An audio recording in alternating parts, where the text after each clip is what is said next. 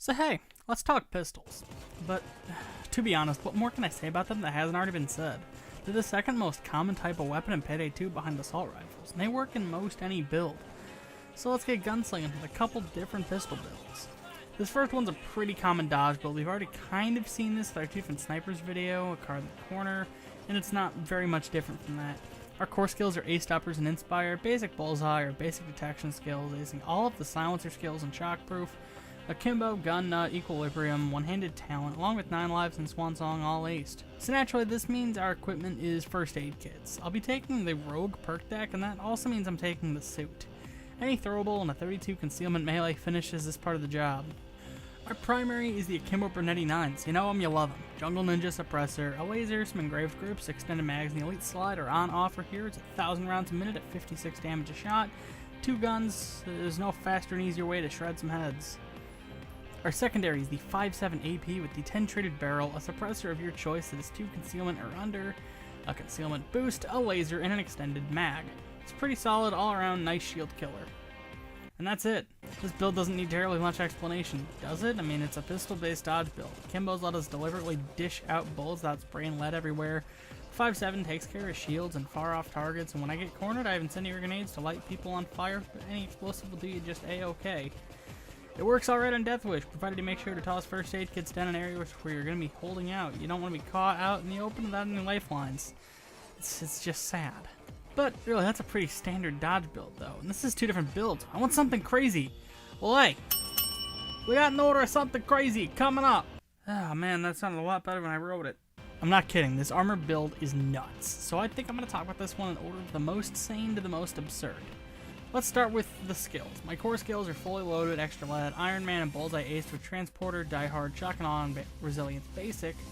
I've got Drill Sergeant, Ace, Basic Kickstarter, and Hardware Expert, amazing one-handed talent, and picking up Swan Song, up you go, and 9 lives. It's pretty standard armor stuff with some Akimbo thrown in for good measure. So of course, we're running with the ICTV and ammo bags.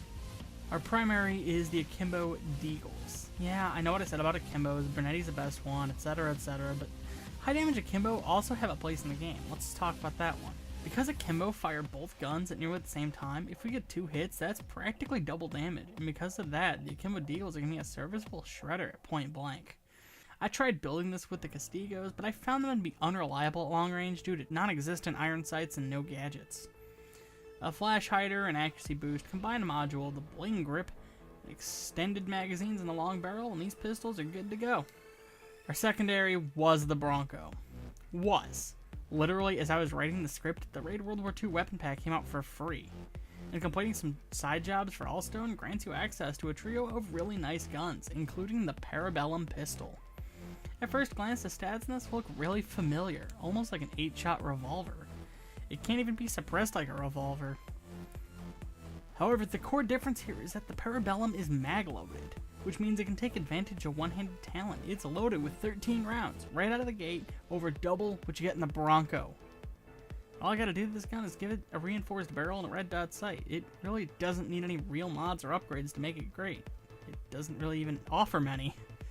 If you wanted to run any broomstick builds but lack the historical pack, this is your next best thing, I promise. And now for the grand finale of stupidity, our perk deck. Bear with me, but we're using Hitman. Yeah, Hitman. I'm not joking around here, it's Hitman. Yeah, we're doing it. Hitman. Doesn't sound like a real word anymore. Way back when, Hitman used to cut in your armor for the sake of using Akimbos without any massive skill investment in the fugitive. Not anymore though, as Akimbos now don't require a skill to use, and Hitman, there it is again, just reduces your armor recovery time. It's ridiculous how quickly you can recover the ICTV in a firefight, even if guys are shooting at you with suppressive fire. Normally, if you're being targeted, even if you're not being hit, your armor won't recover. But Hitman automatically restores your armor after 1.5 seconds. That's it. This perk deck works best with the ICTV despite whatever mental image of a Hitman you may have. And it works on Death Wish. I wouldn't recommend it for very long though. You're very, very squishy. But, as long as you keep your armor topped off, it works fabulous. You've got to play armor a lot more like dodge. You're sticking behind cover and moving very carefully, but it's more than doable. This is, by and large, the most absurd build I've ever done. Akimbo Deagles without silencer skills and Hitman, all on Death Wish in an armor build. I would have never thought of that until like a week ago. But here it is. I built it. Fear. So there you are, 2 different pistol builds. This was a quick video because there really isn't much to talk about with pistols. They're very versatile. There's like a million ways to use them. So I hope this video gave you some ideas on how else you can pack them to your next firefight. Until next time, see you around. If you like my videos and you'd like to see more as they come out, you can always subscribe. Social media links and Patreon are in the description.